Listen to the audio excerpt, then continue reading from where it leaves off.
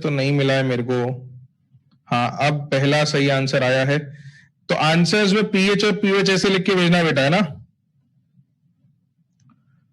Asit check कर बेटा answer किस किस का सही, मैं बता देता हूं। मनी ठीक है, स्वप्निल तुमने सीक्वेंस उल्टा किया है, कृति ठीक है, आयुष ठीक है, स्वप्निल सीक्वेंस उल्टा है बेटा, प्रचेत ठीक है, प्रखर सही है। हाँ, तो मैं भी लिख देता हूं, देव सही है बेटा।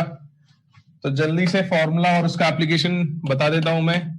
सिंपल था, फॉर्मूला क्या लिखा था, सबसे पहले तो आइडेंटिफाई करना है कि this is weak base plus strong acid, therefore pH जो है वो 7 से कम आएगा भाई, एट 25 डिग्री सेल्सियस की बात कर रहे हैं। कोई और टेम्परेचर होता तो KW/2 करते, PKW/2। तो पीएच 7 से कम आएगा। 7 से कम वाला फॉर्मूला अपना क्या है, pH is equals to 7 minus half of weak base है तो PKB प्लस log C आएगा।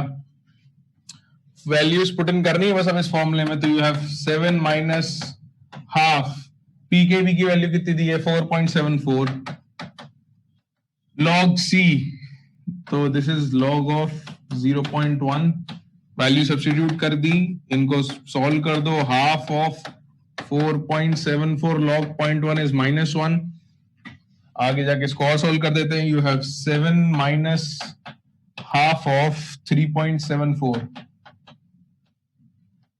विच इज 7 माइनस 3.74 का हाफ कितना लिखना है भाई, 1.87। वेरी गुड अभिजीत बेटा, 1.87। so if you subtract 1.87 you should get 5.13 as pH। और अगर pH ये है तो pOH के लिए हम क्या कर सकते हैं कि pH plus pOH is equals to 14 हो जाएगा। 25 डिग्री सेल्सियस टेम्परेचर दे रखा है हमको, therefore pOH is 14 minus pH कर दो तो 14 माइनस 5.13 is 8.87। यही आंसर्स आए, दीज आर योर आंसर्स, है ना। काफी बच्चों के ये आंसर्स आए थे मेरे पास। Good good. लाबंश, पीकेबी जो है वो कॉन्जुगेट एसिड के लिए नहीं है। जो वीक बेस होता है ना सॉल्ट में, देखो ये सॉल्ट किस किस से बना होगा, ये सॉल्ट किस किस से बना होगा, आपके पास बेस रहा होगा NH4OH, है ना, और एसिड रहा होगा HCl। तो जब HCl और NH4OH को आपने रिएक्ट कराया होगा तो ये सॉल्ट बना होगा। This is salt of weak base strong acid.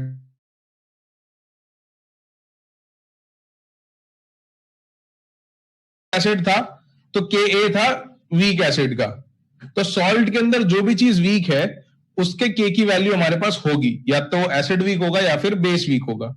Acid weak होगा तो pH 7 से बड़ा आएगा, पहला फॉर्मूला जो हमने पढ़ा था। एसिड स्ट्रॉन्ग है और बेस वीक है तो pH 7 से छोटा आ जाएगा, राइट।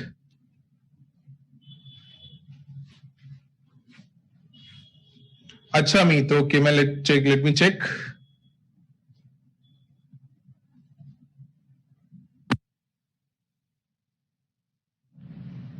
ठीक है,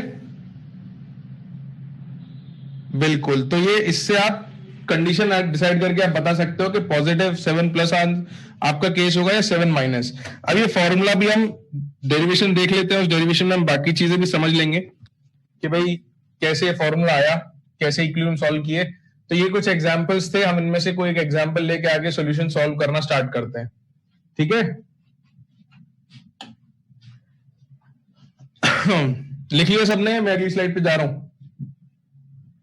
ठीक है भाई, तो अब ये फॉर्मूला भी डिराइव कर लेते हैं जिससे हमारी अंडरस्टैंडिंग और बेटर हो जाएगी, प्लस हमारा रिवीजन हो जाएगा प्रोसेस ऑफ इक्विलिब्रियम को यूज करने का। तो आपके पास एक सॉल्ट ले लेते हैं अपन, सॉल्ट ऑफ वीक बेस और स्ट्रॉन्ग एसिड। तो सॉल्ट ऑफ वीक बेस और स्ट्रॉन्ग एसिड का एग्जांपल हम NH4Cl ही ले लेते हैं। तो NH4Cl अगर एक्वस है बेटा तो ये टूट के आपको 2 आयंस देगा, कैटायन देगा, NH4+ पानी के अंदर और Cl- ये भी पानी के अंदर। अब इसमें Cl- तो हाइड्रोलिसिस शो नहीं करेगा, है ना। सीखा था हमने कि भाई स्ट्रॉन्ग एसिड और स्ट्रॉन्ग बेस के जो कैटायंस और एनायन, एसिड का एनायन और बेस का कैटायन होगा वो हाइड्रोलिसिस शो नहीं करेगा। ये अब तक हमको समझ में आने लगना चाहिए धीरे धीरे विथ प्रैक्टिस, है ना। और ये वीक बेस का कैटायन है तो दिस विल अंडरगो हाइड्रोलिसिस। तो पीएच जो है हम इसके हाइड्रोलिसिस की इक्वेशन से ही निकालेंगे। इक्विलिब्रियम जिसका हाइड्रोलिसिस होगा उसका इक्विलिब्रियम हम लिखेंगे, है ना। तो इसका इक्विलिब्रियम लिख लेते हैं, हाइड्रोलिसिस की इक्वेशन लिख लेते हैं। और मैंने तुमको वीक एसिड के लिए हाइड्रोलिसिस का कांस्टेंट निकालना सिखाया था, तो उसी लॉजिक से सेम प्रोसेस से इसका भी इक्विलिब्रियम कांस्टेंट आएगा। H2O लिक्विड, तो ये वीक बेस का कैटायन है, ये पानी से OH लेगा, NH4OH बनाएगा, वीक बेस बनाएगा। तो एक्स्ट्रा क्या बच जाएगा बच्चों आपके पास?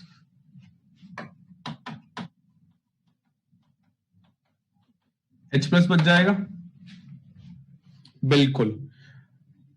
तो इससे आपको ये भी समझ में आता है कि सॉल्यूशन एसिडिक कैसे हो रहा है कि आपने ये सॉल्ट पानी में डाला तो ये कैटायन जब पानी को हाइड्रोलाइज करता है तो आपके पास एक्स्ट्रा H+ बनता है, एक्स्ट्रा H+ बनेगा तो pH 7 से कम आ जाएगा। तो इस इक्वेशन से आपको समझ में आता है कि सॉल्यूशन एसिडिक कैसे हो रहा है। How is the solution getting acidic. जैसे पिछले वाले केस में पन्ने पलट के चाहो तो देख सकते हो कि पिछले वाले केस में जब हमने वीक एसिड लिया था तो उस केस में यहाँ पे OH- बन रहा था। देख लो एक बार सब लोग जल्दी से क्विकली देख लो जरा, उसमें KH कैसे लिखा था वो भी देखो। KH कैसे लिखा था? अब मैं वापस उतने रिएक्शंस अलग अलग नहीं लिखूंगा, डायरेक्टली हम KH लिखेंगे, एक बार देखो। हाँ, है ना। तो वहां पर KH जो था वो क्या लिखा था अपने, KW/K आके लिखा था, KW बाय, वहां पे क्या लिखा था?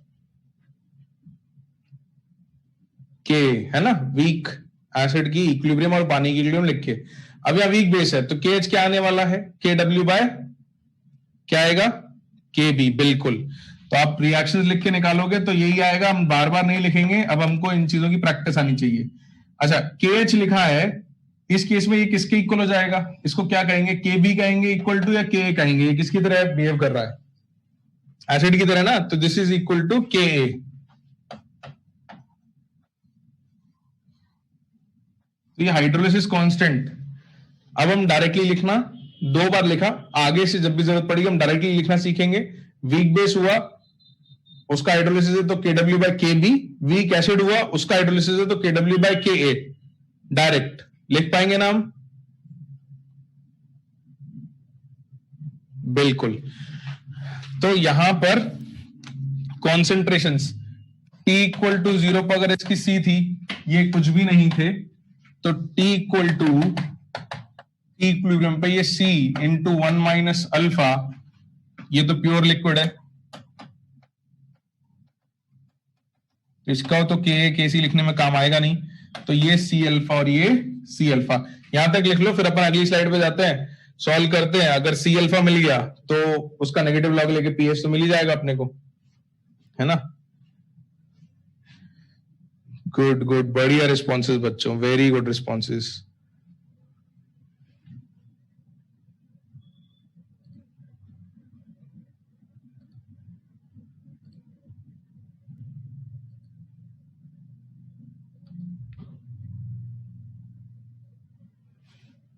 लिखा सबने? अगली स्लाइड पे आ जाएं। ठीक है, तो यहां से हम लिखते हैं therefore KH is equal to concentration of NH4OH into H plus upon concentration of NH4 plus, which gives us KH is equals to KW by KB is equals to C alpha into C alpha upon C into 1 minus alpha. जो C into C alpha होता है, इसमें से एक C और C हम cancel कर देते हैं और हमको इक्वेशन मिल जाती है कि KH which is KW by KB is C alpha square upon 1 minus alpha. तो अगर कभी भी अल्फा निकालना पड़े तो इससे तो हमेशा ही आएगा, फिर हम कंडीशन लगा लेंगे कि अगर अल्फा 0.1 से छोटा हुआ तो क्या करना है ना। उसके लिए हम फॉर्मूला बना भी लेंगे।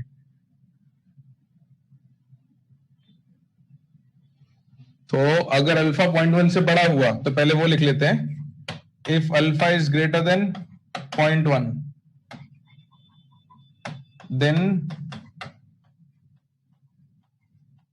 Solve quadratic. और हमारा जो फॉर्मूला निकल के आया है वो इस केस के लिए आया है कि if alpha is less than 0.1 then 1 minus alpha can be approximated as 1. Therefore, KH, which is KW by KB, is equal to C alpha square. Gives you alpha is equals to under root KH by C या फिर under root KW by KB into C. Therefore, concentration of H plus is equals to C alpha is equals to C into root of KW. मैं चाहता हूं कि ये चीजें ना तुम खुद से कॉपी में लिखो, बाद में तुम स्क्रीन से क्रॉस चेक कर लेना। I want you guys to write it on your own, है ना। तो खुद से लिखो ये चीजें, C अल्फा निकालो, उसका नेगेटिव लॉग लो, पीएच का फॉर्मूला खुद लिखो, बाद में स्क्रीन से चेक कर लेना तुमने सही किया या नहीं, है ना। हाँ मनी लो, इक्वल टू भी लगा देते हैं, ठीक है, सही है। तो H प्लस का अपने पास इक्वेशन बन के आ जाएगा root of KW into C by KB। इसको लिखो सही है सो, है ना। इसको लिखो, फिर अपन डिस्कस करते हैं।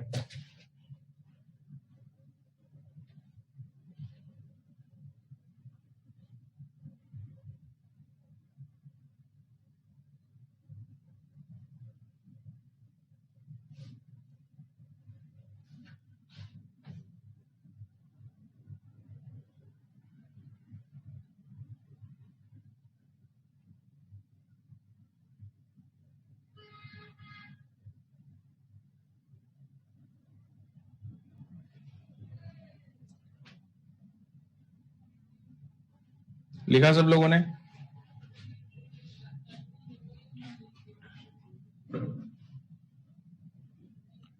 लावंश बेटा, ये बात अपन ने लास्ट लेक्चर में की थी कि उनको हाइड्रोलिसिस करवाओगे भी, चलो मैं भी लिख के बता दूंगा। ये बात अपन ने करी थी थोड़ी सी डिस्कस, के लिखा नहीं था, सिर्फ डिस्कस करी थी कि अगर तुम Cl- का हाइड्रोलिसिस करवाओगे भी तो तुम्हें समझ में आ जाएगा कि ultimately will get back to Cl-। मैं बताता हूं। अच्छा आयुष बेटा रुको, मैं बोल देता हूं पैनलिस्ट को, एक सेकेंड।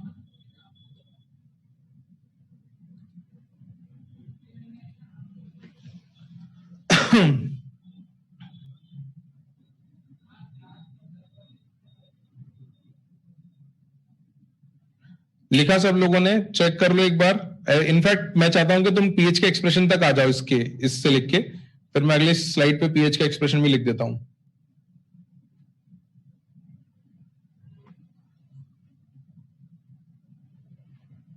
ठीक है, अभी 3 लोगों ने लिखा है।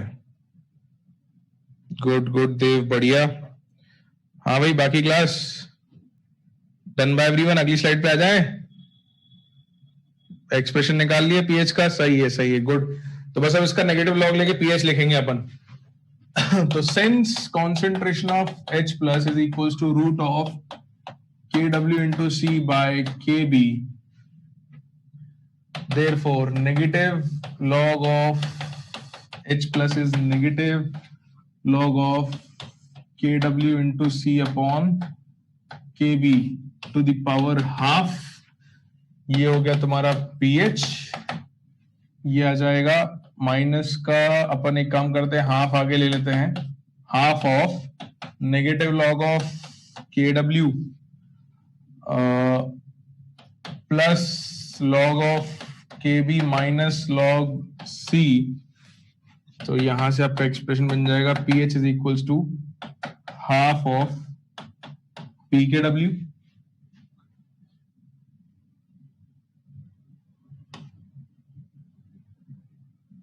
और हाफ इधर भी लेते हैं, माइनस हाफ इधर अगर कॉमन ले लें तो यू हैव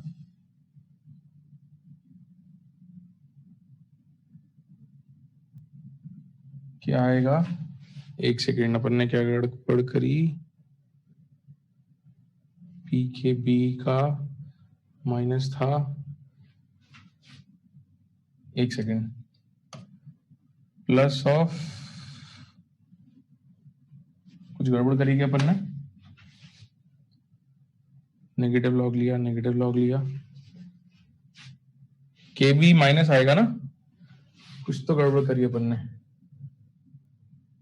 बट मैंने माइनस अंदर ले लिया, रुको मैं माइनस बाहर लेता हूं तो शायद गड़बड़ रहेगी, माइनस ये और ये, अब अपन अगर नेगेटिव अंदर ले लें, हाँ ठीक है, तो ये ओके, तो ये हो जाएगा माइनस ऑफ माइनस, नहीं सही किया था यार, गड़बड़ नहीं करी थी, माइनस लॉग के बी प्लस लॉग सी, और माइनस लॉग के बी को अपन लिखेंगे पी के बी, है ना, तो P H is equals to P K W by 2 या half of P K W minus half of negative log को लिखेंगे पी के बी प्लस लॉग सी, ये अपना जनरल एक्सप्रेशन आ गया किसी भी टेम्परेचर पे, है ना, एट एनी टेम्परेचर, और यहां पे अगर 25 डिग्री सेल्सियस ले लेते हैं, eight 25 degree Celsius P K W is 14, therefore pH is equals to 7 minus half of pKb plus log C. This is our formula, है ना, यही फॉर्मूला निकाला था भाई सबने, गुड गुड गुड, सही है ना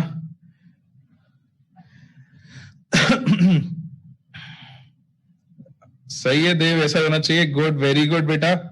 तो भाई सब लिख लो, अगर किसी ने कुछ मिस्टेक हो गई हो बाय चांस तो करेक्ट कर लो। यही फॉर्मूला डिराइव होकर आएगा जो अपन ने लिखा था लॉजिकली, और अपन ये लॉजिक को थोड़ा याद रखेंगे तो अपना टाइम बचेगा एग्जामिनेशन हॉल में ना, कि एक फॉर्मूला अगर याद है तो दूसरा उससे डायरेक्टली अपन लिख सकते हैं। तो फॉर्मूले याद करने अपन एग्जामिनेशन हॉल में डिराइव नहीं करेंगे, ठीक है, यहां तक लिखा सबने। अगली स्लाइड पे आ जाएं, तो क्वेश्चन भी कराना है, और वो एक जो बात अभी पूछी थी हाइड्रोलिसिस ऑफ सीएल माइनस, हाँ लाभांश वही वाली बात, उस पे आ जाते हैं कि सीएल माइनस का हाइड्रोलिसिस हम क्यों कंसिडर नहीं कर रहे हैं, अगर करें तो क्या होगा। ठीक है, चलें आगे।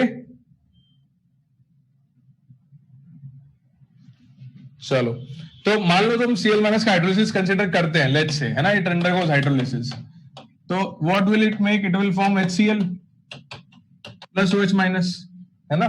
अब कंसिडर करो ये 0.1 मोलर था तुम्हारे पास, तो ये मैक्स टू मैक्स 0.1 मोलर बन सकता है। HCl स्ट्रॉन्ग एसिड है या वीक एसिड है, ये बताओ। इसको लिखने की जरूरत नहीं है, don't need to write this down, अगर लिखना होगा तो मैं बोल दूंगा बाद में, तुमको लगे तो लिख लेना बाद में, पहले भी बताओ स्ट्रॉन्ग एसिड है या वीक एसिड। स्ट्रॉन्ग एसिड है, तो स्ट्रॉन्ग एसिड है तो पूरा टूटेगा, इसको क्लियर लिखने की जरूरत तो नहीं है।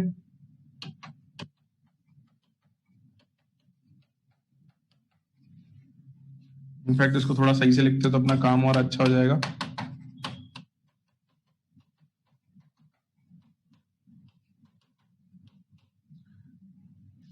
तो क्यों नहीं करते हम हाइड्रोलिसिस, क्योंकि देखो हाइड्रोलिसिस करके जो प्रोडक्ट बनाओगे भी तुम, हाइड्रोलिसिस कराओगे तो वापस वो एसिड बनेगा जिससे का वो एनायन है, वो एसिड वापस पानी में क्या होगा, अगर मान लो करा भी दे हाइड्रोलिसिस तो पूरा टूटेगा, है ना। पूरा टूटने पे जहां से तुमने स्टार्ट किया था वहीं पहुंच जाओगे तुम, where you started ultimately you'll get back to that place, तो इसलिए हम उसको करते नहीं है। समझ में आई बात। तो ये हमने शुरू में ही इसलिए लिख दिया था कि भाई स्ट्रॉन्ग एसिड या बेस का कैटाइन एनाइन जो भी हो उसका हाइड्रोलिसिस कंसीडर नहीं कर रहे हम, क्योंकि करवाएंगे भी तो भी वहीं पहुंच जाएंगे जहां से हमने शुरू किया था। तो there is no equilibrium there, because there is no equilibrium the concentrations ultimately will be the same where we start from, इसीलिए बिल्कुल रिएक्टेंट से प्रोडक्ट वापस रिएक्टेंट में पहुंच जा रहे हैं, तो इसलिए अपन नहीं कर रहे थे। ठीक है, तो ये लिखना है अगर तुम्हें, तो लिख लो साइड में, नो मतलब if you want to write it for remembering things, बाकी जरूरत पड़ेगी नहीं। हाँ सोम बेटा, मैं एक बार को ओपन कर दूंगा। ये लिखना है क्या भाई?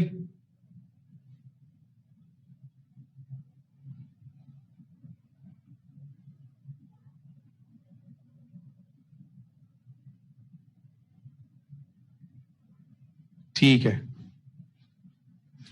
तो लास्ट स्लाइड देख लो जल्दी से, अगर किसी का बचा था तो, है ना? स्वम बेटा देख लो, फिर अपन क्वेश्चन करते हैं। और मैं देखता हूं कि मैंने एक बात कही थी लास्ट लेक्चर में, वो कितने लोगों को याद है। क्वेश्चन का आंसर तभी सही आएगा अगर वो बात याद होगी जो लास्ट लेक्चर में कही थी मैंने। तो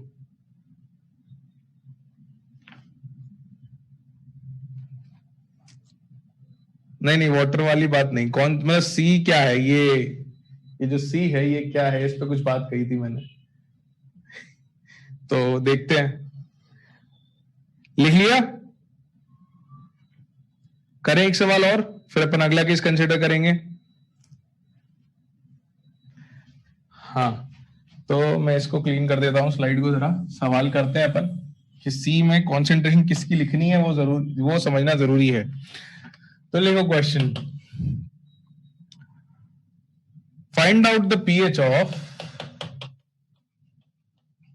find out the pH of 0.05 molar NH4 whole twice SO4 solution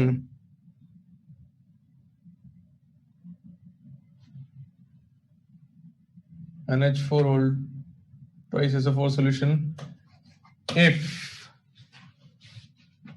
pKa of NH4 plus is 9.4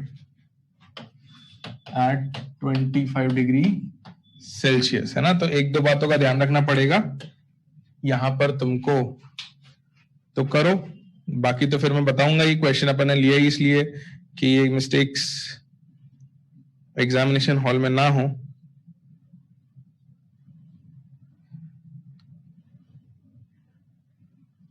हाँ वन, सही बात है। तो कुछ कहा था मैंने,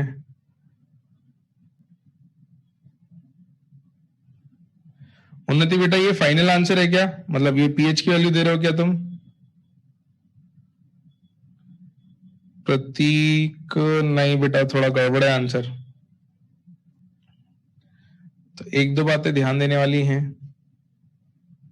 करते हैं उनको डिस्कस। पहले तो बताओ सी क्या रखोगे तुम इस क्वेश्चन में? First thing that you need to tell me is what is C for this question, है ना?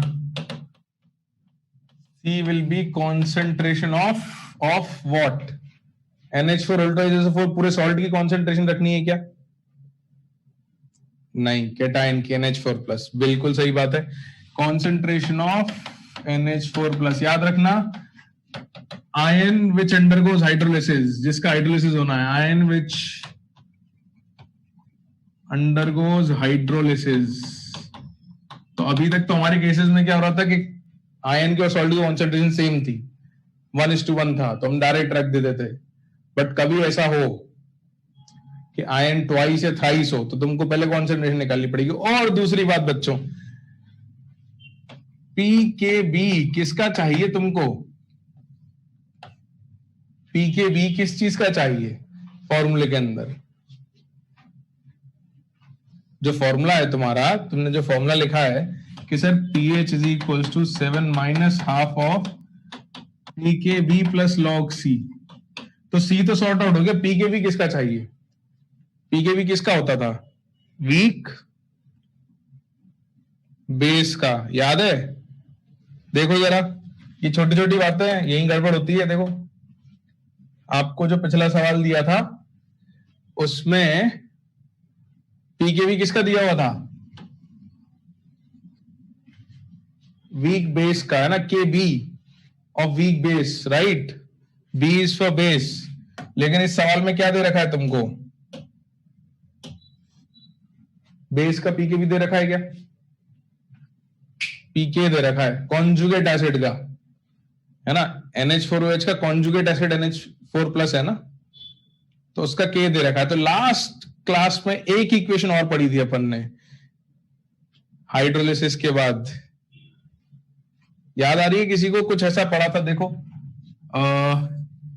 के पीके बी, या मैंने तुमको के का लिखवाया था कि pK of weak acid plus pK B of conjugate base is equal to pK W, ऐसा कुछ लिखवाया था। वीक एसिड वाला केस जब था, है ना, के डब्ल्यू इज इक्वल टू के इंटू के बी लिखवाया था, याद आ रहा है? तो वीक एसिड के लिए ये केस होगा, तो वीक बेस के लिए क्या हो जाएगा कि pK B of weak base plus pK of conjugate acid is equal to K W, है ना? ये कहां से आ रहा है मैं एक बार वापस बता भी दूंगा तुमको कि किस इक्वेशन से आ रहा है, मगर ये दोनों बातें ट्रू हैं भाई, है ना? कॉन्जुगेट एसिड बेस पेयर पे ये इक्वल टू के डब्ल्यू रहेगा। और ये कहां से आया, अगर ये याद हो तो ये अपना कहां से आया था भाई? ये आया था यहां से,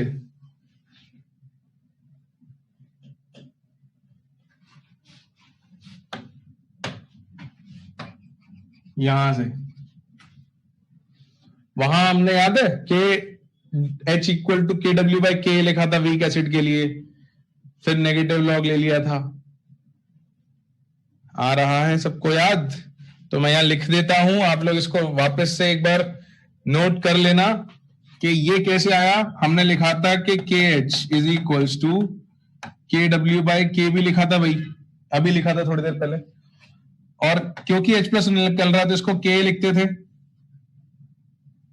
याद है? मैं मतलब पीछे जाने की जरूरत तो नहीं है ना, इसमें कोई दिक्कत तो नहीं किसी को? सबको बातें याद आ रही हैं?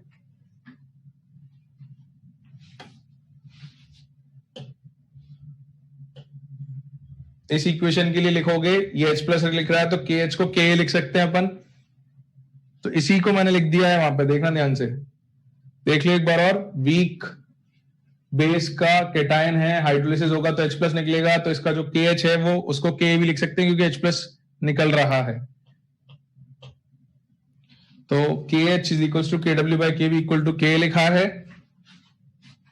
इसी को रीअरेंज करोगे तो you'll get KW is equal to KA of conjugate acid into KB of weak base। ये क्वेश्चन के ऊपर या साइड में अलग से कहीं लिखना बच्चों, है ना? वहां वीक एसिड था और उसका कॉन्जुगेट बेस था। यहां बता भी देता हूं वीक एसिड कॉन्जुगेट एसिड क्या है। Conjugate acid is NH4 plus और वीक बेस इज यहां पर NH4OH। देख लो, क्लियरली लिखा हुआ इस तरीके से, ठीक है? एग्जैक्टली वही चीज है, वहां वीक एसिड के लिए किया था, यहां वीक बेस के लिए, बस ए और बी इंटरचेंज हो रहे हैं। वहां वीक एसिड था, कॉन्जुगेट बेस था, यहां वीक बेस है, कॉन्जुगेट एसिड है ना? तो ये लिख लो, फिर मैं इसको क्लीन करता हूं क्योंकि सवाल करना है अपने को यहां पर। तो वापस पीके भी लिखेंगे, कॉन्सेंट्रेशन तो हमने समझ ली कि कॉन्सेंट्रेशन क्या है, और पीके भी अगर नहीं दिया हो तो कैसे निकालेंगे। लिखा सबने? अरे क्या बात है, आंसर्स भी आने लग गए। Good good good. लिखा कि नहीं पहले ये बता दो, मैं इसको क्लीन कर दूं। स्लाइड को वापस लिख लो बेटा।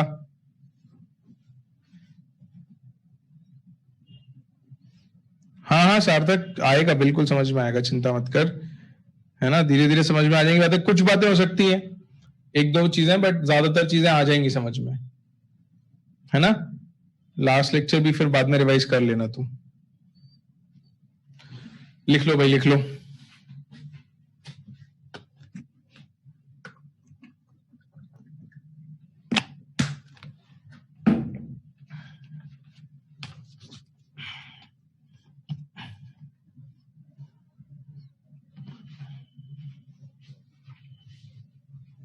लिख लिया?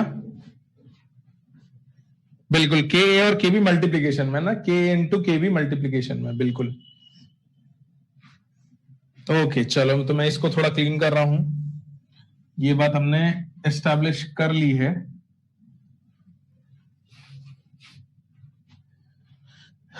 तो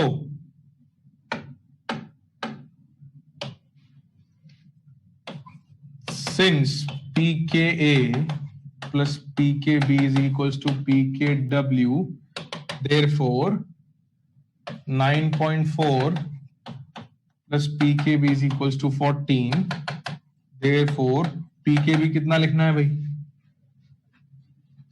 किसी ने भी बताया भी था मेरे को लिख के, कितना? 4.6, बिल्कुल, pKb will be 4.6। तो बस दो वैल्यूज चाहिए होती हैं, वो अपने को मिल गई। pKb मिल गया, C की value 0.1 molar for NH4 plus, इनको सब्स्टिट्यूट कर देते हैं।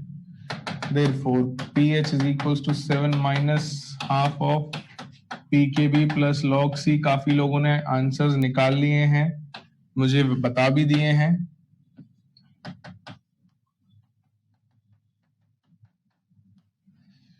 pKb 4.6 और 0.1 का मैं डायरेक्ट वैल्यू रख रहा हूं बच्चों, ठीक है? log of 0.1 is -1। इसको सॉल्व करके योर आंसर विल बी, कितना आ रहा है भाई तुम ही बता दो, देख लेता हूं तुम लोगों में से कितना बोल रहे हैं। आंसर्स लगभग 5.2 कह रहे हैं ज्यादातर, तो 5.2 आ ही रहा होगा, 7 से तो कम ही आना है ना? यही आ रहा है क्या 5.2? सही है। हाँ मैंने चेक नहीं किया है भाई, देख लेना है ना, ट्रस्ट कर रहा हूं मैं तुम लोगों की कैलकुलेशंस को ठीक है चलो बढ़िया। तो बच्चों बातें थोड़ी रिवाइज हुई और क्लियर हुई। लास्ट क्लास में यही बातें हमने वीक एसिड के लिए करी थी, अब यही बातें हमने वीक बेस के लिए कर ली। हाँ स्वप्निल बेटा बिल्कुल, कॉन्सेंट्रेशन 0.05 इंटू 2 हुआ, बिल्कुल है ना। ये जो सॉल्ट से डबल NH4 प्लस मिलेंगे तो इंटू 2 करके अपन ने लिख दिया, बिल्कुल सही बात है।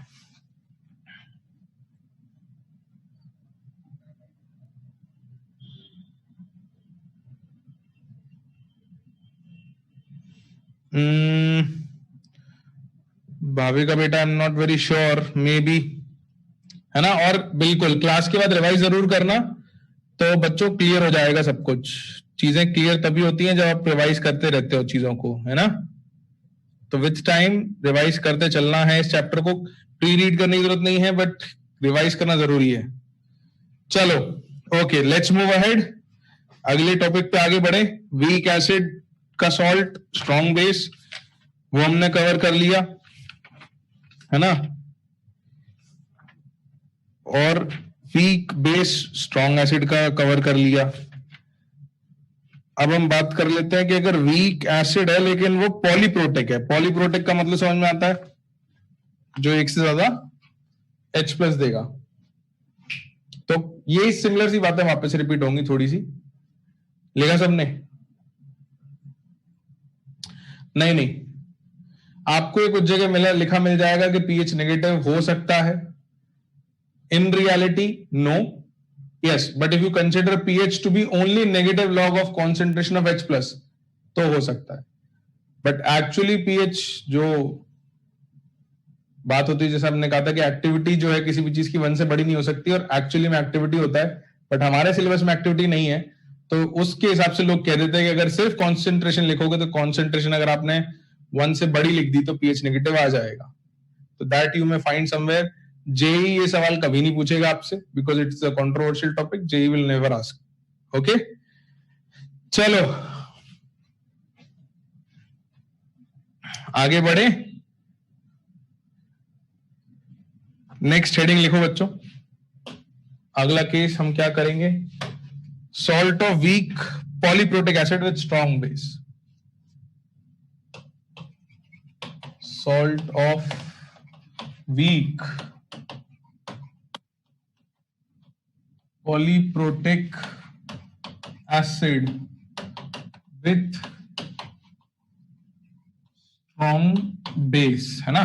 और इसके दो केस करेंगे हम, एक होगा नॉन एम्फोटेरिक और एक होगा एम्फोटेरिक सॉल्ट। तो पहला केस हम इसमें करेंगे नॉन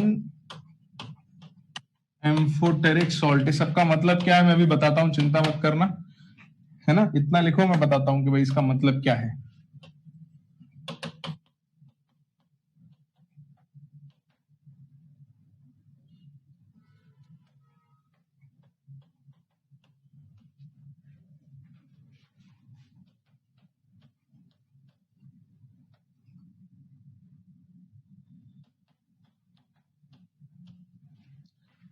ना हेडिंग लिख लो, मैं समझा दूं, उसके बाद इसको लिख लेना।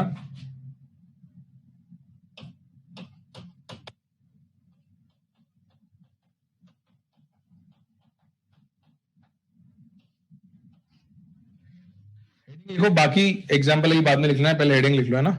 मैं समझा दूं उसके बाद लिख लेना एग्जाम्पल। एम्फोटेरिक पे आएंगे बेटा अपन। एम्फोटेरिक का मतलब क्या है मैं बताऊंगा अभी। अभी नॉन एम्फोटेरिक का मतलब पहले समझते, फिर अपन एम्फोटेरिक पे आएंगे। सुनना बात को, इसका मतलब क्या है। तो चलो मैं तुम्हें यहां पे समझा देता हूं, उसको लिखेंगे अपन दोबारा कि इससे एम्फोटेरिक नॉन एम्फोटेरिक दोनों कैसे बन सकते हैं, बताता हूं। यहां हेडिंग तक लिखा सबने, और अब सब पेन साइड में रख देना, लिखना मत, सुनना सिर्फ ध्यान से ना, क्योंकि फिर कुछ नई बात समझ रहे हैं अपन कि एम्फोटेरिक नॉन एम्फोटेरिक क्या होता है। ठीक है, अच्छा अब देखो इधर ध्यान से देखो, मैंने तुम्हें समझाया था बच्चों के, जब अपन एसिड को डिसोसिएट करेंगे, याद है, तो पहले एक H प्लस बनेगा, फिर एक HCO3 माइनस निकलेगा, फिर अपन ने HCO3 माइनस को फिर तोड़ा था H प्लस और CO3 2 माइनस में। याद है अपन ने सॉल्व किए थे केसेस, कंट्रीब्यूशन लिया था, x और y लिखे थे, फिर कहा था कि रेशियो जो है वो अगर 10 टू द पावर 3 से बड़ा हो तो सेकंड का एक कंट्रीब्यूशन इग्नोर कर देना। ये सब बातें अपन ने की थी साइमल्टेनियस की, है ना। बिल्कुल। तो अब एम्फोटेरिक नॉन एम्फोटेरिक का मतलब क्या है कि देखो मान लो इस इक्विलिब्रियम की जगह मैं NaOH डाल देता इसमें। सुनना बात को, अगर मैं इसमें NaOH डालता तो क्या होता है कि मान लो ये मैंने 1 मोल ले लिया और ये भी 1 मोल ले लिया। सुनना ध्यान से, तो रिएक्शन क्या होगा, इससे एक H प्लस आएगा, इससे OH माइनस आएगा, तो ये तो बनेगा पानी, और इधर आ जाएगा Na प्लस, NaHCO3। तो अगर मैंने इन दोनों को 1:1 में लिया रेशियो में, तो क्या होगा कि इसका 1 मोल OH माइनस, इसका 1 मोल H प्लस, तो ये तो पानी बन गया और सॉल्ट बना NaHCO3। अब ये जो सॉल्ट है ये एम्फोटेरिक सॉल्ट है ना। क्यों एम्फोटेरिक है, क्योंकि ये अब क्या कर सकता है, this can again react with NaOH to give you Na2CO3 plus H2। ये बात समझ में आ रही है। इसका ये जो H प्लस है ये भी जाके OH माइनस से रिएक्ट कर सकता है। इतनी बात समझ में आ रही है, लिखना नहीं है, ये केस में करवाऊंगा आगे, बट मैं बता रहा हूं कि एम्फोटेरिक किसको कहते हैं, है ना। तो ये H प्लस OH माइनस से रिएक्ट कर सकता है। तो जब ऐसा सॉल्ट हो जो सॉल्ट बेसिक है, बात देखना, ये स्ट्रॉन्ग बेस और वीक एसिड का सॉल्ट है, तो बेसिक है, तो बेस की तरह तो वो बिहेव कर ही सकता है, लेकिन वो H प्लस भी दे सकता है और एसिड की तरह भी बिहेव कर सकता है। तो इसका केस अपन आगे करेंगे एम्फोटेरिक का, है ना। तो इसको एम्फोटेरिक कहते हैं। तो ये अभी नहीं पढ़ रहे, अपन करेंगे और डिटेल में इसको दोबारा समझेंगे, बट इतनी बात समझ में आई कि एम्फोटेरिक वो है जो एसिड की तरह भी बिहेव कर सके और बेस की तरह भी, है ना। अब अपना केस क्या है यहां पर कि हम इसको 1 मोल नहीं ले रहे हैं, है ना। हम ये वाला केस तो अभी बाद में करेंगे। हमारा केस क्या है कि हमने इसको ले लिया 2 मोल। 2 मोल लोगे तो ये पूरा रिएक्ट करेगा, जैसे 1 मोल अभी रिएक्ट कराया था, 1 मोल और बच गया तो वो पूरा रिएक्ट करके Na2CO3 पे पहुंचा था, याद है, बनाया था ना अपन ने अभी। मतलब मैं तुम्हें पिछली साइड दिखा दूं, ये यहां पे देखना जरा, 1 मोल था तो ये बना था, ये 1 मोल बना था। अगर मैं इसमें और 1 मोल NaOH डाल दूं तो फाइनली कहां पहुंचेंगे अपन? Na2CO3 पे पहुंच जाएंगे।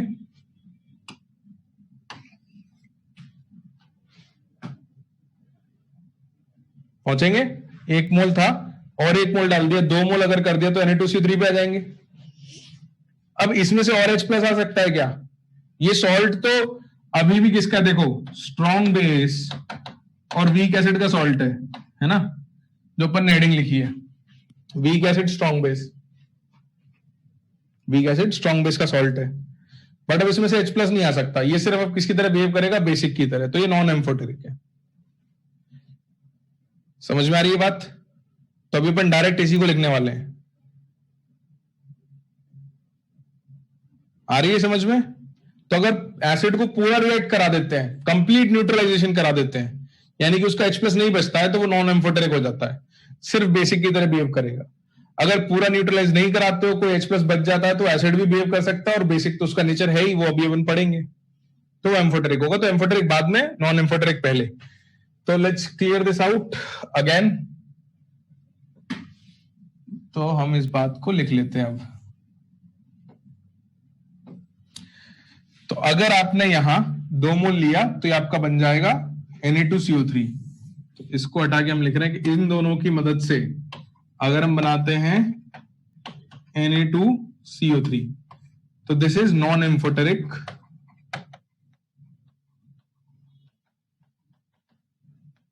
Basic salt. बेसिक है, ये सबको समझ में आता है।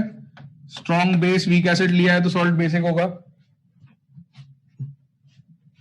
हाँ, तो हमने इंटरमीडिएट स्टेप अभी हटा दिया, इंटरमीडिएट स्टेप की बात अपन बाद में करेंगे। Alright, okay. इसका सॉल्ट क्या बनेगा? कोई बताएगा मेरे को? H3PO4 और QH, कंप्लीट न्यूट्रलाइजेशन, सारे H प्लस रिएक्ट करा देने हैं, तो क्या बनेगा? K3PO4, बिल्कुल K3PO4 बन जाएगा। तीनों H प्लस की जगह तीनों K आ जाएंगे, K3PO4 है ना। NaOH लेते तो Na3PO4 बन जाता। वहां क्या होगा? यहां क्या होगा? इसको हम COO होल ट्वाइस लिखते हैं, और आगे क्या लगा देंगे भाई? Ca, है ना, कैल्शियम ऑक्सलेट, है ना। CO होल ट्वाइस पहले अपन फिजिकल में काफी जगह यूज करते थे, रिडॉक्स में यूज करते थे, याद आ रहा है? ऑक्सीडेशन करा देते थे CO होल ट्वाइस का, है ना। इसके तो इनफैक्टर बहुत बार निकाले ना अपन ने, कैलकुलेट किए हैं। इसको ऑक्सीडाइज कराते थे अपन, इसका ऑक्सीडेशन स्टेट निकालते थे, +3 आता था कार्बन का, है ना। हाँ स्वप्निल, बिल्कुल बेटा। तो ये अपने एग्जांपल्स हुए। अब इन एग्जांपल्स को लिखो, इनमें से एक एग्जांपल को लेके अपन अब डिराइव कर लेते हैं फॉर्मूला। क्या आएगा? वैसे तो मैं तुमको पहले डायरेक्ट फॉर्मूला लिखाऊंगा, फिर डिराइव करेंगे, और डिराइव अपन क्वेश्चन पे करेंगे। फिजिकल में मतलब फिजिकल केमिस्ट्री में, रिडॉक्स में, ये बोल रहा था। हाँ लिख लो बेटा, इसको लिख लो। तो ये सब नॉन एम्फोटेरिक बेसिक सॉल्ट है ना, वीक एसिड स्ट्रॉन्ग बेस किया। लिखो लिखो।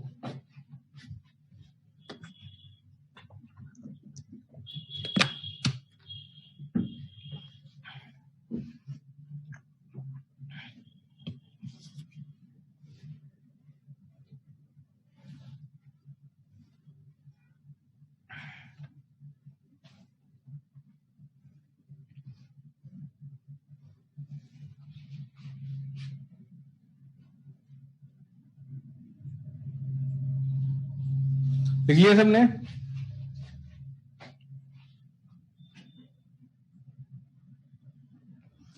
चलो, तो इसका भी अपन फॉर्मूला कैसे याद रखना है वो पहले सीखते हैं, है ना। उसके बाद मैं आपको फॉर्मूला डिराइव भी करवा दूंगा, तो दोनों काम हो जाएंगे। क्वेश्चन भी करेंगे, फॉर्मूला डिराइव भी कर लेंगे, और डायरेक्ट, क्योंकि एग्जामिनेशन हॉल में डिराइव नहीं करना है, एग्जामिनेशन हॉल में तो याद रखना है। लाभांश वो बता दूंगा मैं, चिंता मत करना। इंटरमीडिएट उसमें एक H बच जाएगा उसमें।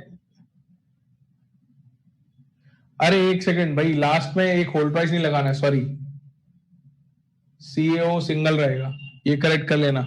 मैंने होल ट्वाइस वो सिंगल H प्लस के हिसाब से लगा देता है, एम्फोटेरिक के हिसाब से, है ना। वोल्टेज हटा देना उसमें से, ध्यान से, यहां से, क्योंकि 2H प्लस हट गए ना ऑलरेडी, तो 2H प्लस की जगह एक ही कैल्शियम आएगा, तो एक ही COO चाहिए।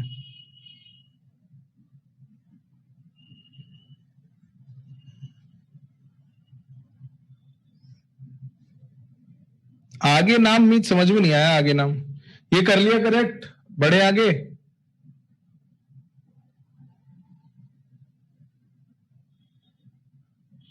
अच्छा कैल्शियम, अरे वो नहीं, ऐसा नहीं है, मतलब होता क्या है कि लिखने को तुम ऐसे भी लिख सकते हो CaCOO, बट जनरली क्या होता है ऑर्गेनिक कंपाउंड्स में, तुमने नोटिस किया होगा कि केटाइंस जो होते हैं वो एट द एंड लिखे जाते हैं, क्योंकि ऑर्गेनिक चेन पहले आती है, तो बिकॉज दोज आर, ये ऑर्गेनिक एनायन है, तो इसलिए उसको क्या करते हैं जनरली CO पहले लिख के फिर Ca लिख देते हैं।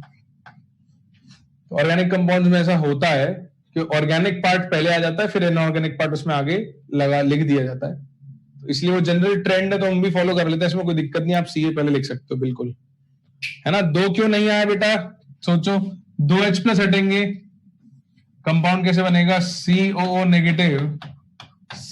नेगेटिव और Ca+2, तो एक ही की तो रिक्वायरमेंट है, इस पे -2 है ना, तो CO, अच्छा, अरे यार सॉरी मैंने उल्टा चीज लगाया था, क्योंकि CO उल्टा लिखा हुआ था, अरे रे क्या हो गया है, माय बैड अगेन। समझ में आया, वो CO वोल्टवाइस ही आएगा, वो एक्चुअली ऊपर 2 नेगेटिव था उस पे अरे रे, वो चार्ट पढ़ने में मेरे दिमाग से उतर गया कि मैंने होता वोल्टवाइस ट्वाइस उसके लिए नहीं लगाया था, CO को 2 बार लिखने के लिए वोल्टवाइस लगाया था, सॉरी ऐसे लिख लो, अब इसमें कोई कंफ्यूजन नहीं होगा, CO नेगेटिव और CO नेगेटिव और फिर Ca+2।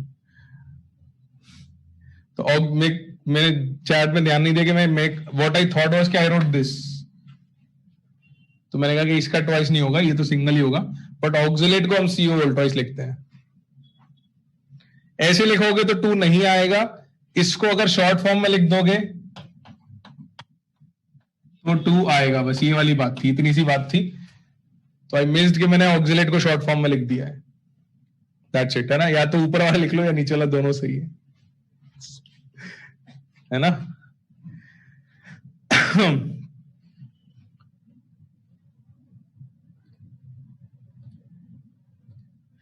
लिखो, हाँ वो कभी कभी क्या होता है चैट पढ़ने में ना ध्यान इधर उधर मिस हो जाता है, तो कभी कभी हो जाता है, इट्स ओके, ठीक है, अभी जो कुछ लिखा है सब सही लिखा है, कोई दिक्कत नहीं, एवरीथिंग इज फाइन, ठीक है। वैसे भी तुमने अगर 2 काटा तो वापस 2 ही लगाना है, तो और कुछ नहीं करना। चलो आगे बढ़ते हैं, बड़े आगे,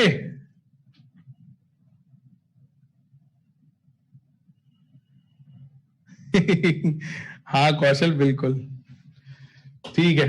तो अब अपन पहले तो देखते हैं फॉर्मूला कैसे लिखेंगे, तो देखो pH इज इक्वल्स टू 7, सबसे पहले तो मुझे बताओ कि प्लस आएगा या माइनस आएगा, लॉजिक के हिसाब से हमने कैसे सीखा था ना कि भाई फॉर्मूला डायरेक्टली लिखना है, तो लॉजिक के हिसाब से प्लस आएगा, है ना, वीक एसिड और स्ट्रॉन्ग बेस है, तो प्लस तो आना ही है, 7 से बड़ा होना है, 7 प्लस हाफ ऑफ, अब पी के ए आएगा कि बी आएगा,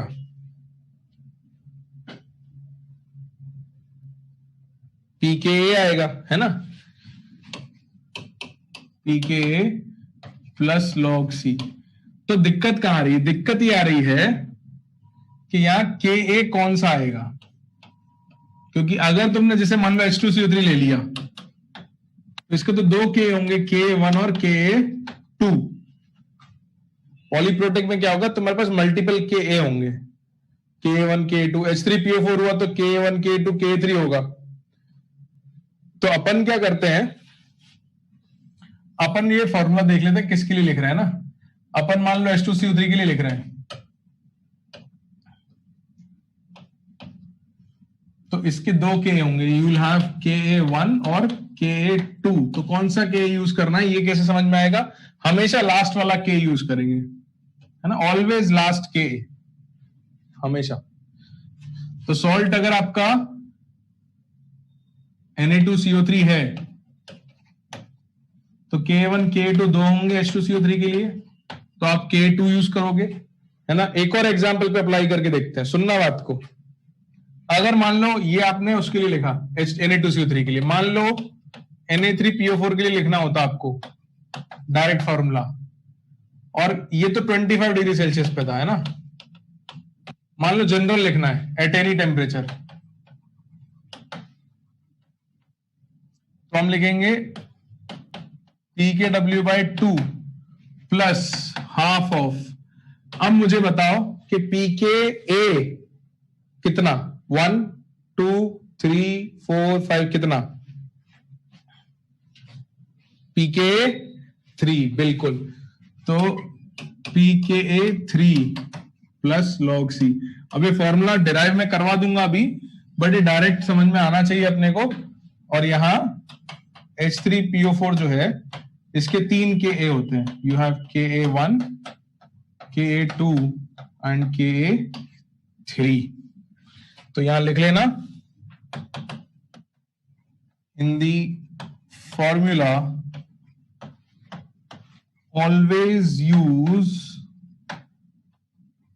the last Ka of weak acid. तो जो वीक एसिड है उसका लास्ट Ka ही यूज करना है ना।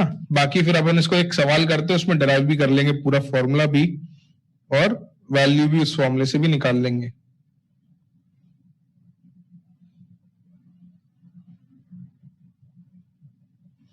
अभी करते हैं स्वप्निल, चिंता मत करो, अभी लिखते ना कि K1 K2 K3 अलग अलग क्यों हैं। बिल्कुल सही बात है, तो बिल्कुल ऐसे लिख सकते हो, बस ये लिख देना कि nth इज लास्ट। हाँ, तो पॉइंट बस इतना है बच्चों को, जो भी आपका वीक एसिड है, सुनना ये क्या है कि वीक एसिड जो भी होगा उसका जो लास्ट Ka होगा वो हमेशा फॉर्मूले में आएगा। कौन से फॉर्मूले में? जब आपके पास salt of weak polyprotic acid strong base है और नॉन एम्फोटेरिक है। एम्फोटेरिक का तो अलग कैसे ओपन कर लेंगे।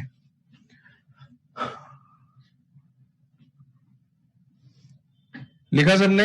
अभी अपन इसको डिराइव भी कर लेते हैं कि लास्ट वाला ही क्यों आएगा, अभी क्लियर हो जाएगा, चिंता मत करो। लिखा?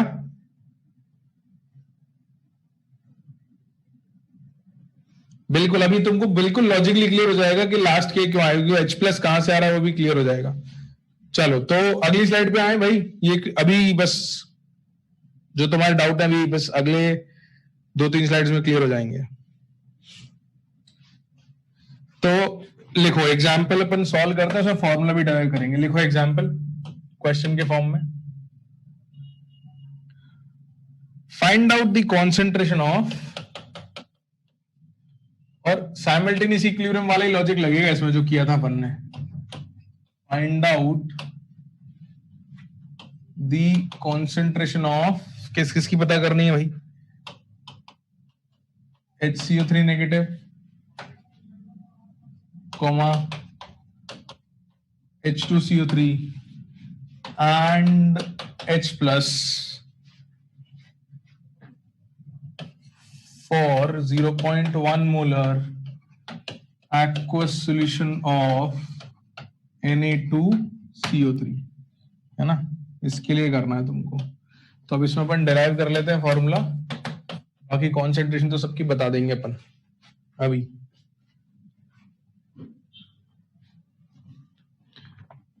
K1 और K2 वैल्यू दे देता हूं मैं, क्वेश्चन में लिख लो K1 K2 values in bracket given. K1 is equal to कितना दे रखा है, 10⁻⁵, और K2 is equal to 10⁻⁹ for H2CO3, ये अपने को दे रखा है।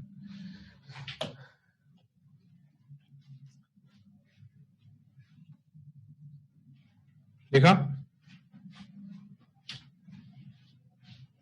ओके, तो कौशल बेटा बस इसका सॉल्यूशन ही है, उसमें फटाफट से डेरिवेशन अपने आप ही हो जाएगा। देखो, तो तुम्हारे पास सॉल्ट आया Na2CO3,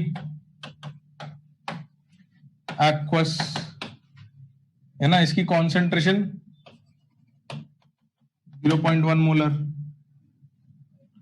ये देगा तुमको twice of Na plus plus CO3 2 negative, और इसकी कॉन्सेंट्रेशन C 0.1 मोलर, इसका हाइड्रोलिसिस होगा, है ना, दिस विल अंडरगो हाइड्रोलिसिस, और Na प्लस का नो हाइड्रोलिसिस। इसको लिख लो।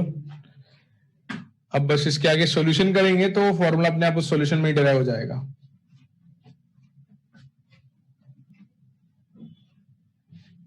प्रचेत बेटा H3PO4 का एन फैक्टर 3 आता था, H3PO3 होता था, उसका एन फैक्टर 2 आता था। लिखा सबने?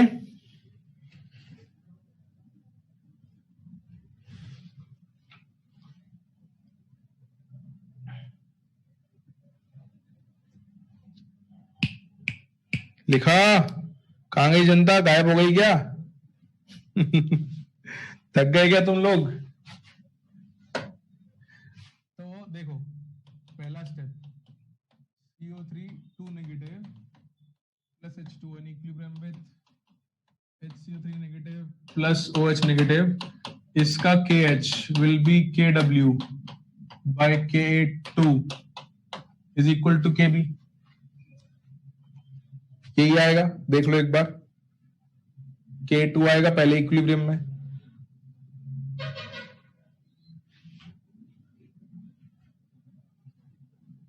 है ना, और अगले इक्विलिब्रियम में जाओगे तो K1 आएगा। रुको रुको रुको, देखो जरा, सुनो सुनो सुनो, इस बात को सुनो। ये रिएक्शन कैसे बनेगी? आपके पास HCO3 negative in equilibrium with H plus plus CO3 2 negative होगा। पहली रिएक्शन थी H2CO3 in equilibrium with H plus plus HCO3 negative, ये Ka1 है, ये Ka2 है। तो इसके लिए कौन सी रिएक्शन चाहिए, पहली या दूसरी, ये बताओ। इसमें CO3 2 नेगेटिव और HCO3 नेगेटिव है, कौन सी चाहिए? सेकेंड यूज आएगी ना, तो K2 आएगा। भाई हाइड्रोलिसिस तो उल्टा चलता है ना इसका, तो K2 आएगा। आ रही है बात समझ में? तुमको ऐसे दिख भी जाएगा कि एक्चुअली वो K2 फॉर्मूले में क्यों आता है, क्योंकि हाइड्रोलिसिस में पहले ये स्टेप होती है, बाद में ये होती है, उल्टा चलते हैं ना हाइड्रोलिसिस में। तो वो आ गया, इसकी कॉन्सेंट्रेशन C थी, T इक्वल टू 0 पे, ये प्योर लिक्विड है ना, तो T equal to T equilibrium पे C माइनस एक्स, ये x और ये x, और आगे जाएंगे HCO3 negative plus H2O in equilibrium with H2CO3 plus OH negative, इसको कहते हैं KH1 KB1, तो KH2 is equals to KW by K1 is equals to KB2। तो ये x आ गया माइनस y साइमल्टेनियस इक्विलिब्रियम बच्चों, तो ये y और ये x प्लस y और ये x प्लस y, और इनकी वैल्यूज लिख लेते हैं अपन। तो भाई KH1 is 10 to the power minus 14 upon Ka2 कितना दे रखा था अपने को, 10 टू द पावर माइनस 9, तो 10 टू द पावर माइनस 5 आ गया, और यहाँ KH2 is 10 to the power minus 14 upon 10 to the power कितना दे रखा है, minus 5, 10 to the power minus 9 आ गया। अब इग्नोर करना शुरू कर देते हैं भाई, तो देख लो जरा रेशियोज और फिर इग्नोर कर लेते हैं।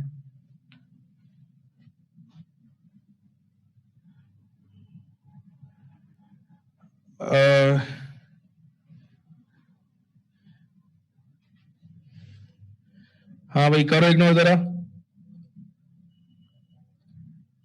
बताओ क्या होगा।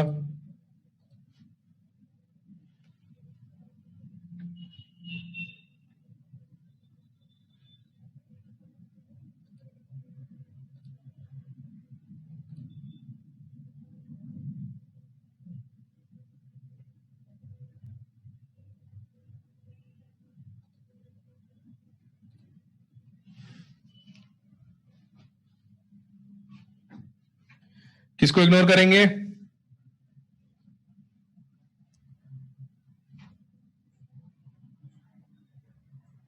वो तो बेटा अपन ने वैल्यूज ऐसी ले रखी है देव, इसलिए है ना, वरना नहीं, वो तो कैलकुलेशन आसान करने के लिए। तो भाई दिख रहा है अपने को कि रेशियो 10⁴ से बड़ा आ रहा है, तो यहाँ y को इग्नोर करेंगे x के रिस्पेक्ट में, है ना, और अल्टीमेटली x को इग्नोर करेंगे c के रिस्पेक्ट में, करेंगे। तो since kh1 by kh2 is 10⁵, which is 10⁵ नहीं, sorry, 10⁴, which is greater than 10⁵. Therefore, ignore y with respect to x. बस अब इसके बाद अपना फॉर्मूला भी बन के आ जाएगा और सारे सॉल्यूशंस भी आ जाएंगे, है ना।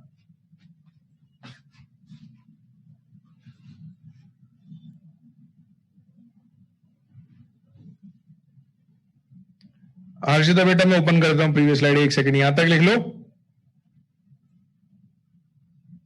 बेटा। हर्ष अभी थोड़ी देर पहले लिख के बताया था मैंने कि K2 क्यों लिया है पहली रिएक्शन में, ना, लिख के देखना, रिएक्शंस को जोड़ोगे तो आ जाएगा। वो भी करेंगे हर्ष बेटा, अपन बिल्कुल करेंगे।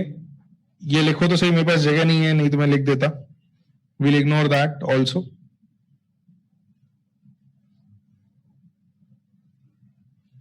लिखा?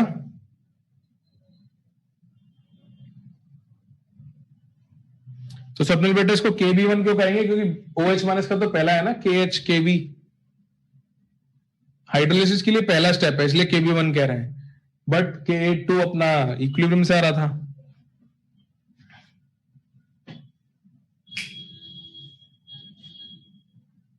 तो वैसे तो आपको ये चीजें करनी नहीं पड़ेंगी ज्यादा, डायरेक्ट फॉर्मूले से आपका काम हो जाएगा। बस फॉर्मूले में आपको पता होना चाहिए कि लास्ट के हाइड्रोलिसिस के लिए लास्ट वाला के यूज होना है। एक बार बस अपन कर लेते हैं इसको पूरा सॉल्व।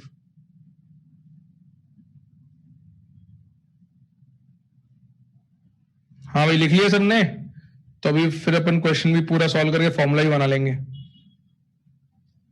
ठीक है। तो एक तो x y इग्नोर हो गया x के रिस्पेक्ट में, और दूसरी बात, since KH1 is 10⁻⁵, therefore ignore x with respect to 0.1, है ना। कहां पर? कॉन्सेंट्रेशन ऑफ CO3 2- अपन लिख रहे 0.1 - x, तो उसमें x को इग्नोर कर दो विद रिस्पेक्ट टू 0.1।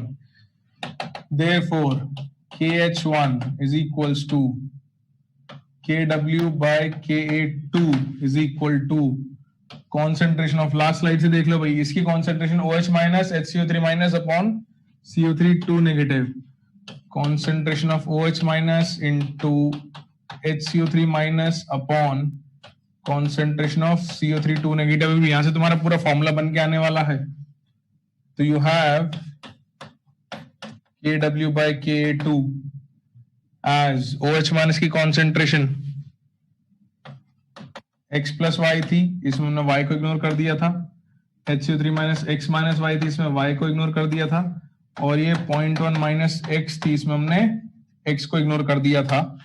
तो हमारे पास यहां से रिलेशन बन के आ जाएगा कि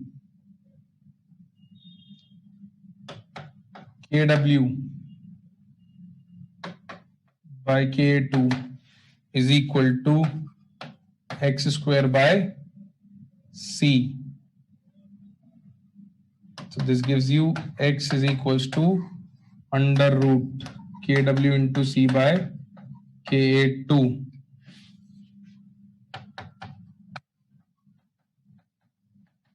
ये लिख लो, यहां से तुम्हारा फॉर्मूला आ गया, सारे आंसर्स भी यहां से आ जाएंगे।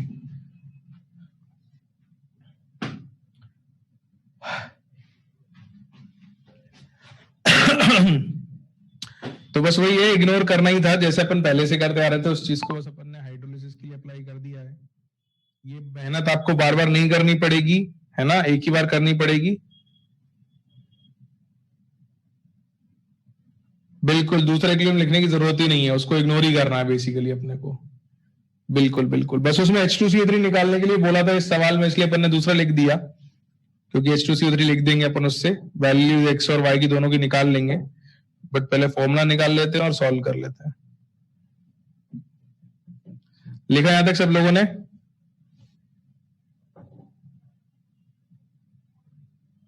हाँ हर्षिता, बिल्कुल बिल्कुल बेटा, तुम्हारी लास्ट स्लाइड रह गई थी, एक सेकंड। यहां तक लिखा सबने?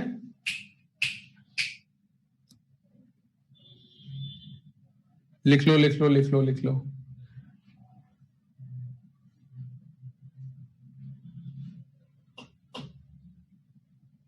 ये लास्ट टू लास्ट स्लाइड से जल्दी देख लो। हाँ सार्थक, सही दिख रहा है वैसे तो आंसर तुम्हारा, सही है सही है। ओके, तो बस अब यहां से पहले फॉर्मूला लिख लेते हैं, फिर बाकी सारी कॉन्सेंट्रेशन लिख लेंगे। Therefore, concentration of OH minus is root of Kw into C by Ka2, which gives you POH is equals to minus half of log of Kw minus log of K2 plus log C, और ये अपना formula आ गया POH is equals to pKw by 2 minus half of pK2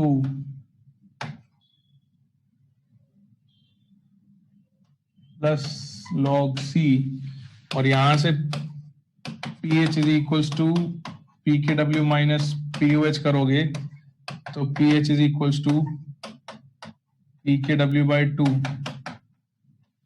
plus half of pK2 plus log C। तो घूम फिर के उस फॉर्मूले पे आना ही है अपने को, क्योंकि वो फॉर्मूला ऑलरेडी डिराइव था, हमने बस उसको डायरेक्ट लिखने का तरीका सीखा है ना। तो अपन बार बार इसको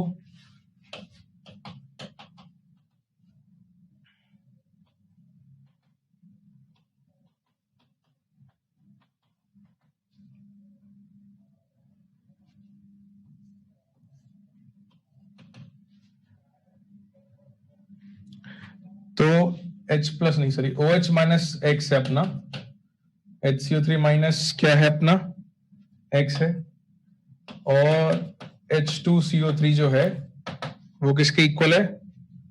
Y के इक्वल। H प्लस जो आएगा वो 10 to the power minus 14 by X आ जाएगा। तो बस अब वैल्यू सॉल्व कर लेते हैं।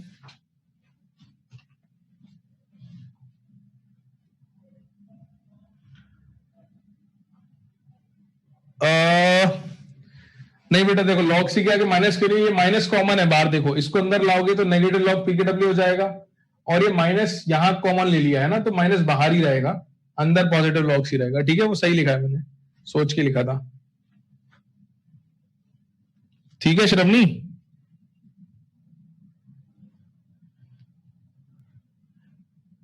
ठीक है ईश्वरी बेटा।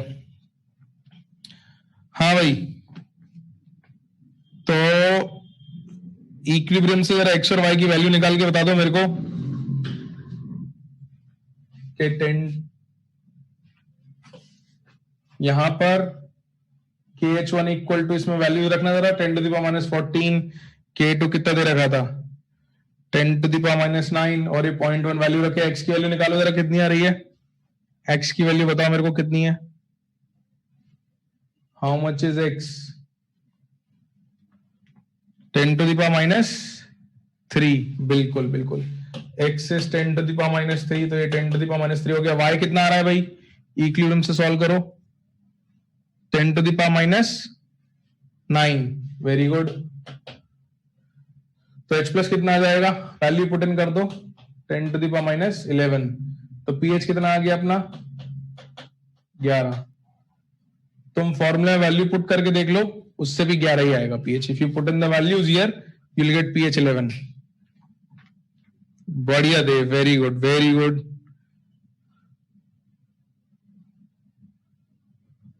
कोई बात नहीं आज बेटा, मैं दिखा दूंगा, चिंता मत कर, चिंता मत कर, मैं दिखा दूंगा, है ना, मैं दिखा दूंगा लास्ट स्लाइड, डोंट वरी। हाँ हाँ मैं दिखा दूंगा स्वप्निल, दिखा दूंगा, I definitely show, don't worry. लिखा सब लोगों ने? तो मैंने तुम्हें डेरिवेशन करवा दिया है ना। अपन ने थोड़ा मेहनत लगाई, 10-15 मिनट खर्च करे, चीजें रिवाइज भी हो गई, उनको दूसरी जगह कैसे यूज करना है वो भी हो गया। फॉर्मूले से डायरेक्ट अपन आंसर निकालेंगे अगर पीएच पूछा तो। प्रोसेस का फॉलो करना पड़ेगा जब अपने से कुछ एक्स्ट्रा चीज पूछ ली तो, राइट? बात समझ में आ रही है?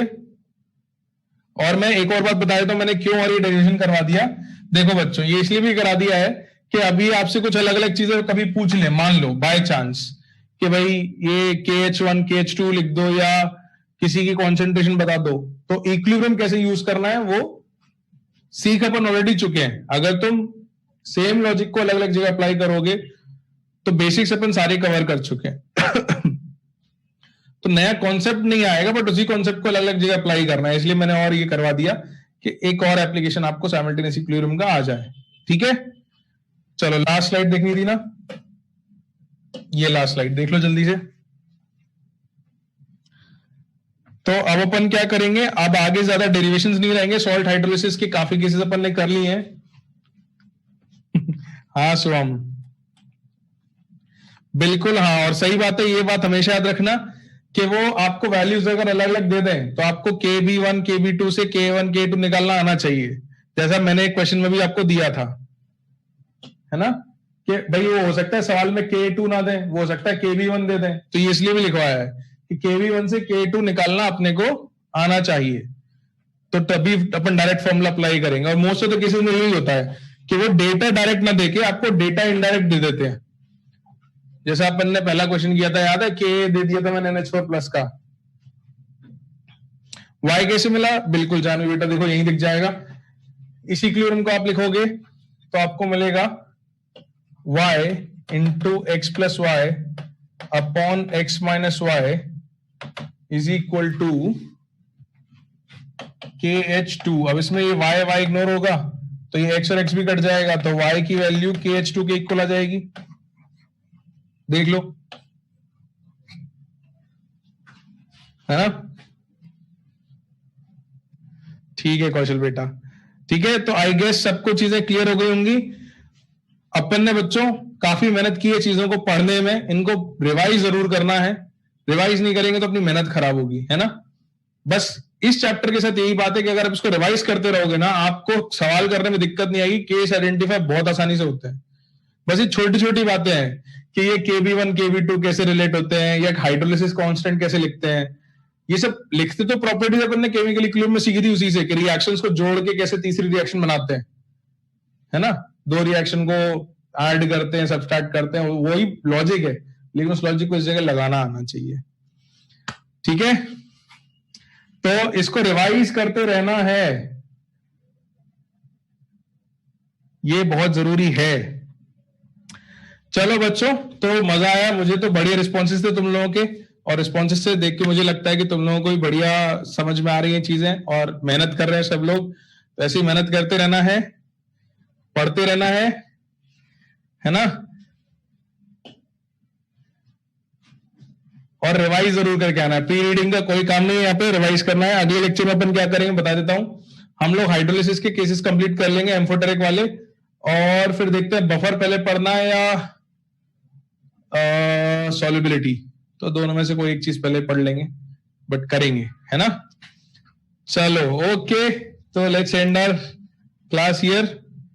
हाँ, टाइम का तो आजकल पता नहीं चलता, बहुत जल्दी निकल जाता है। बफर सब सिखाऊंगा ना जितने, क्यों टेंशन ले रहा है, सॉल्युबिलिटी भी सिखाऊंगा, बफर भी सिखाऊंगा, सब बताऊंगा, ठीक है। अभी तो तुम इसकी प्रैक्टिस कर लो, मैं बता देता हूं होमवर्क क्या कर सकते हो तुम लोग। You can do most of the questions of your bigness box 2, ठीक है। एम्फोटेरिक वाले मत करना, बस थोड़ी मेहनत लगेगी क्योंकि डायरेक्ट क्वेश्चन नहीं है, आपको थोड़ा सोचना पड़ेगा, but if you do it properly तो हो जाएगा, ठीक है। तो हाइड्रोलिसिस वाले केस मत करना, और ज्यादातर तो कर पाओगे, अल्फा वगैरह कुछ जगह पूछा हुआ है, तो क्वेश्चन 21 तक तो कर सकते हो आई गेस, है ना। उसके आगे के 7-8 क्वेश्चन है, ठीक है? ठीक है प्रखर। अरे श्रेयस ऐसा क्यों यार, मिस मत किया करो क्लास, है ना? ट्राई टू बी रेगुलर, क्योंकि चीजें फिर मिस हो जाती हैं। सही है प्रखर, सही है। चलो तो भाई क्वेश्चन 20 तक ट्राई कर लो, काफी सारे तो बहुत आसानी से हो जाएंगे तुमसे, केस आइडेंटिफाई कर लोगे तो, है ना? फिर उसके आगे वैसे तो बफर सॉल्यूशन है, बट अपन देखते हैं कि पहले बफर पढ़ेंगे कि पहले सॉल्युबिलिटी, वील सी। ठीक है भाई, मिलते हैं अपन। चलो बच्चों, bye bye, good night, take care. अच्छा श्रेयस बेटा, ठीक है ठीक है, कोई बात नहीं, इसको रिवाइज कर लेना ना।